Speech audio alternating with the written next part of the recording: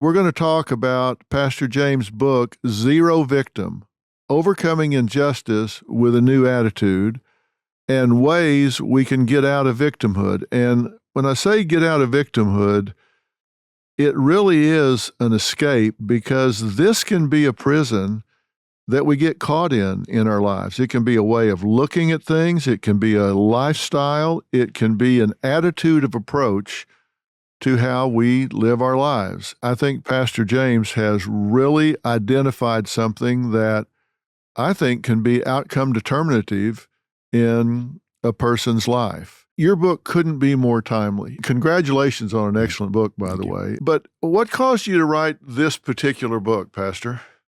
Well, it's really something that sprang from my own life. You know, just the backstory. I grew up in Tuscaloosa, Alabama, in the South, and Doctor, there was just an understanding, nonverbal understanding that Black people and white people didn't get along. That was the culture there, and that was further clarified by the fact geographically that Tuscaloosa, my hometown, is divided by the Black Warrior River. And it was like the white folks were on the north side of the town and the Black people were on the south side, and you just didn't cross the river. I remember going into third grade at the tail end of integration when we got the news that we were going to be bused to the white side of town. I really don't recall in my mind seeing a white student. A few teachers at our Black school were white, but I really don't recall seeing a white student until I was bused to the north side to go to school. On the way to the north side, you cross the river. There's a geography change. I noticed that the homes were very well, the lawns were very well manicured. The hedges were trimmed. The streets were clean. Just a different world. And something on the inside of me initially said, I belong on this side of town. You know, it's like your outsides. I'm liking this. Yeah, your outsides are catching up with your insides, you know, which has a lot to do even with victim thinking being perpetuated, just environment. But once we get to the new school, the chalkboards are nice and clean. The building is well lit, fresh paint. All the playground equipment worked. But on the inside, I was saying, you know what, there's going to be some racial problems because Black kids and white kids aren't supposed to interact. I had a great teacher who was happened to be a friend of my grandmother's, Southern AME pastor. She was the wife of a Southern pastor. And she happened to be my third grade teacher, but she was the most refined, stately Black woman I'd ever met. And she would do something that was revolutionary. She would put our names on the board whenever we did well in class, not for punitive reasons, but whenever we did well, she would put our names up. I noticed that my name was on the board quite often, and something was happening on the inside of me. And really by providence in third grade, it hit me that the white kids around me weren't against me and they weren't keeping me from doing well in school. And from that point, the seed was planted in my mind that I didn't believe in white supremacy because I didn't believe in Black inferiority. I understood in third grade that intrinsic worth, knowing my identity, knowing what I was capable of, I could not be robbed of that because of the perceptions of the people that were around me. Now, that was the seed, and that really began to kind of shape my life, and I experienced what I call zero victim relationships all throughout my life, healthy, quality relationships with people of all ethnicities. And, you know, a few years later, many years later, as a matter of fact, I was working at a church in the South suburbs, which is a church I pastor now. And we took an attitudinal assessment. And in that attitudinal assessment, one of the categories, it graded the degree to which you saw yourself as a victim. My score comes back as 0. And eventually the guy who facilitated the assessment said, you know, I need to talk. I've never seen anybody score 0 in the area of victim thinking. Where did that come from? How did you approach life? You know, what is your thinking? And I explained to him what happened to me in third grade when I was really liberated and freed from understanding and believing that the people around me could marginalize my life. Now, that's not to say that we don't have a number of challenges in our society and broken systems. Of course we do. Broken people create broken systems, but not being a victim of the system and knowing that the things that are in me, what God has placed in me, who I am, those are much, much more powerful forces than the opposition that comes against me. And I think that's the premise of zero victim mindset. Imagine what people could do in life if they did not believe that they were victims. Of course, things happen, but Well, of course. And let me ask you about that. You said you didn't believe in white supremacy because you didn't believe in black inferiority. Yep. Do you think you have to have one in order to have the other? Do you think that the black man, the black woman, the black child has to be instilled with a feeling of inferiority for white supremacy to reign? You have to buy in at some point. And I'm not saying that there are not legitimate instances of folks that you interact with that communicate that, or sometimes you're in a situation where there are inequities in terms of power and privilege and those kinds of things. Absolutely. But you have to participate. At some point, you've got to believe it and embrace it for it to be operative in your life. I would tell our church for years, I don't know who the grand dragon or the grand wizard of the KKK is. I don't know who he is, the highest guy. I love him. Now, he has problems. He has a number of different things that he needs to work out in his life. But as far as James Ward, I love him. I care about him. I have empathy because of the problematic thoughts and sentiments that he has. There's something greater in me. The love of God in me is greater than the hatred in him. I would never allow him to be in power over me, for his hatred for me to undermine my love for him. That's the power of zero victim thinking.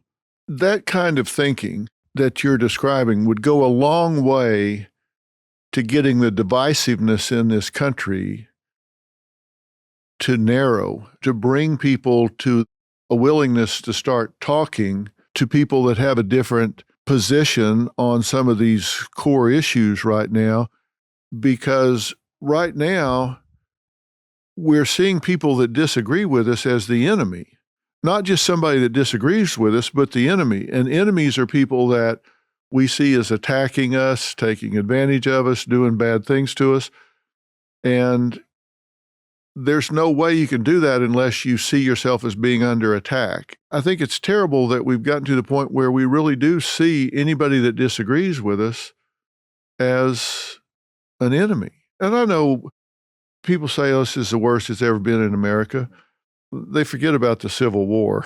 It seemed like things got a little bit worse then. I was around when we had the demonstrations against Vietnam, and I think we were as close to this country melting down then probably as we've ever been. So there have been other times, and we seem to have come out the other side of that, maybe better, at least okay. But I don't know that we've put on our victim hats and painted our counterparts as enemy as much as we do now. I think what you're saying is really important to say, let's talk this through. Let's really share. And it goes back to what we started talking about. We need stronger people where we don't have to feel so threatened every step of the way. And there's a greater tragedy, Dr. Phil. I'm glad you mentioned the Civil War. There's another spiritual principle. When I talk about spiritual and moral law, Jesus says this: a house divided against itself, it won't stand. And at some point, we have to recognize that the division in our nation will eventually become an irreversible problem, a greater problem that now we're talking about the essence of our nation now can implode. I'm talking about our nation can literally implode if we don't get a grip on the division that's taking place. And zero victim thinking neutralizes that so that we can at least be civil and respectful and intelligent about our discourse to respond by reason to these challenges. I have no doubt in my mind that we are sensible and intelligent enough to solve every problem we're dealing with in America. I don't believe that we're some kind of specimens in a test lab to just react to whatever happens in life. God created us in his image to be very intelligent. I think we're more than capable of solving the issues that we need to in life. But again, there's such an emotional, visceral reaction that's being monetized, weaponized, politicized. Who's gaining from the division in our society? That's another question that has to be asked. But I think there's no question at all that we can address these issues if we can ever sit down from a zero victim perspective. You used to be able to have a debate and then walk off the Senate floor and go have lunch with your adversary and come back. And the comment I get now is, well, if it's all the same to you, I don't want to go have lunch with a baby killer. Well, okay, I understand, but let's find maybe a place to start. Yeah. We don't have to go there on the first sandwich. Let's find a place to at least treat each other with dignity and respect. Sure. And maybe we can find something that we can both live with. Looking at this from a psychological standpoint, if we look at violence, for example, you go into a neighborhood in Chicago, LA, New York, or whatever, and they'll say, well, they're violent neighborhoods. You can identify neighborhoods where the violence is located, but research tells us that within that neighborhood, there are locations within a neighborhood where most of the violence is centered.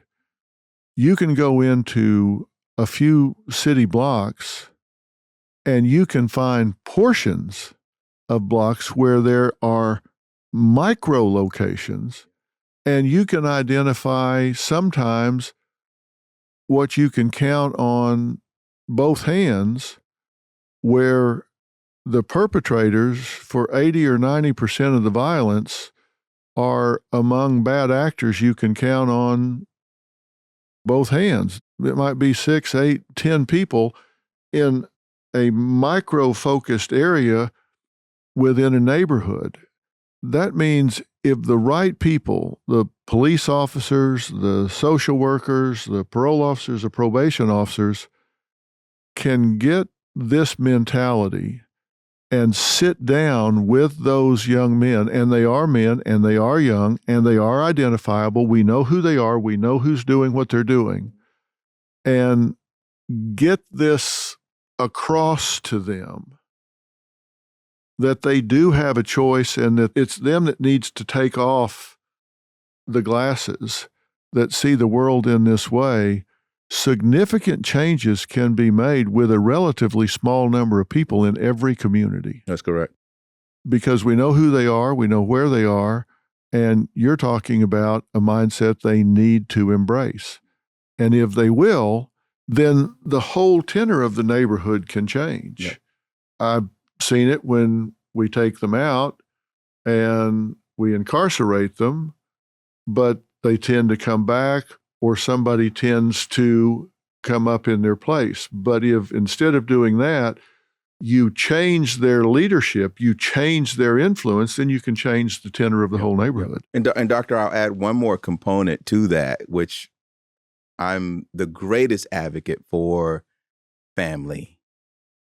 I take tremendous pride and esteem in being a father. So in that same scenario that you're communicating, and maybe this is a completely different show, we have to talk about the role of the family and the role of fathers in the home, and fathers having a zero victim mindset to teach their children. It's really amazing that the Bible, even though women carry the baby and nurture the baby, the Bible tells fathers to raise your children up in the nurture and the admonition of the Lord, and don't exasperate them, don't provoke them to wrath.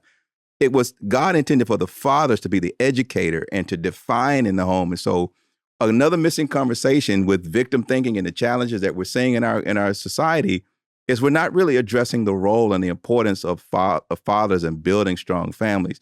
Now, the second part of that, when we talk about, just the attitude, the overall attitude of victim thinking, we get to travel the nation and, even internationally quite a bit.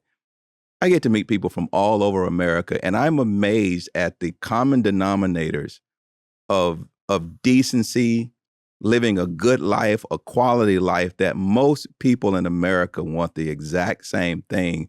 And when you talk about those micro pockets, those small areas where you're seeing trouble come from those areas, I think the same thing is happening in our nation with the division, that It's not widespread across the nation. The nation is not as divided as we're being taught and told that it really is. Most people, I think, have unified around the common denominators, good old-fashioned life, liberty, and the pursuit of happiness. My one criticism of Thomas Jefferson, I said he got the order wrong. Instead of life, liberty, and pursuit of happiness, it should be liberty, the pursuit of happiness, and life. I think everything starts with being free. And once you are free, you're now free. You have the liberty for the pursuit of happiness. And as you pursue happiness in life, it creates a life for you. That's the power of zero victim thinking, that any person who is subject to victim thinking, you don't have a life. You're not free. You're not able to pursue your goals, your calling. You lose the dignity of being who God created you to be, to give your best, to be your best, not only for yourself and your family, but for your community. Don't deprive the world of the greatness and the great potential that is inside you because you're living subject to victim thinking. I really want to see a mass liberation take place and see this broken over our nation. I think it'll lead us to a place that we'll all benefit in ways that we've never imagined before.